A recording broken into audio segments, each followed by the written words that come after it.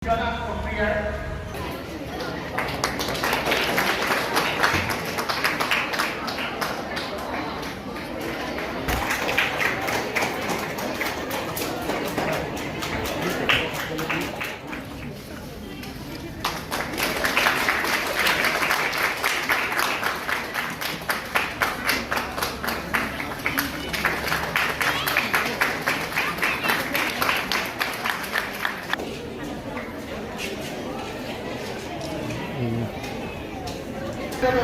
আমাৰ ভোলানাথ খণ্ডকীয়া আদৰ্শ জাতীয় বিদ্যাপীঠ সেইটো প্ৰথমতেই আমাৰ দেউতাই শিকাইছিলে যে সমাজৰ কাম কৰিব লাগে। সেইকাৰণে আমি তেতিয়া এই অঞ্চলটোত ভাবিলোঁ, যেতিয়া আপোনালোকে জানে যে অসম জাতীয় বিদ্যালয়ৰ এটা প্ৰথম আন্দোলন আৰম্ভ হৈছিলে, তেতিয়া আমি ভাবিলোঁ যে ইয়াত এই অঞ্চলটো পিছপৰা অঞ্চল আছিলে আৰু তেতিয়া ইয়াৰ ল'ৰা ছোৱালীবিলাক প্ৰায় উচ্চ শিক্ষাৰ কাৰণে বাহিৰলৈ যায়। তেতিয়া আমি ভাবিলোঁ ইয়াত যদি এখন আমি জাতীয় বিদ্যালয়ৰ গুৱাহাটী জাতীয় বিদ্যালয়ৰ যদি আলমত এখন বিদ্যালয় খুলিব পাৰোঁ, সেইবুলি আমাৰ পৰিয়ালৰ সকলোৱে, বিশেষকৈ মোৰ ককাইদেউ, আমাৰ পৰিয়ালৰ আমাৰ বাইদেউ ভিনদেউ বা আমাৰ যিখিনি ককাই ভাই আছে আটাইখিনি লগ লাগি এই অঞ্চলতো এটুকুৰা মাটি আমাৰ ককাইদেউৰ নামত আছিলে। সেই ককাইদেউ এই মাটিটুকুৰা দান দি আমি ভোলানাথ খণ্ডকীয়া আদৰ্শ জাতীয় বিদ্যাপীঠ গঢ়ি উঠিলোঁ।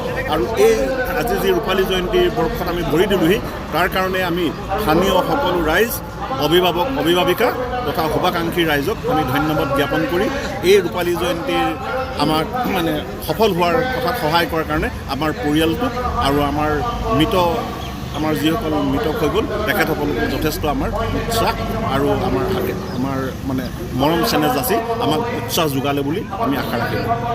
2001 চনৰ 22 জানুৱাৰীত আৰম্ভ হোৱা ভোলানাথ খণ্ডকীয়া আদৰ্শ জাতীয় বিদ্যাপীঠৰ কালি আৰু আজি বৰ্ণাঢ্য কাৰ্যসূচী অনুষ্ঠিত হৈছে। কালি বিভিন্ন কাৰ্যসূচীৰ অন্তত আজি মুকলিসভাই সামৰণি অনুষ্ঠান অনুষ্ঠিত হৈছে। ইয়াত উদ্বোধন কৰিছে ডাঙৰীয়াই আউনীআটী বিশ্ববিদ্যালয়ৰ পঞ্চায়ত আৰু আমাৰ স্মৃতিগ্ৰন্থৰ কালি স্বাক্ষৰখন উন্মোচন কৰিলে আমাৰ কাকজাত মহাবিদ্যালয়ৰ অধ্যক্ষ ৰশ্মিৰেখা শইকীয়া বাইদেউ।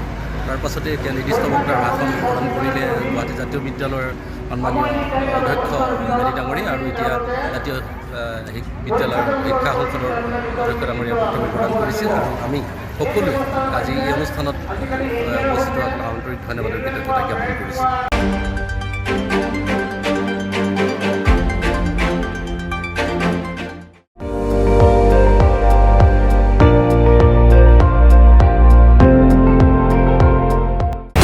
আপুনি চাই আছে ND24, সৰ্বশ্ৰেষ্ঠ নহয় সৰ্বোত্তমৰ দৌৰ।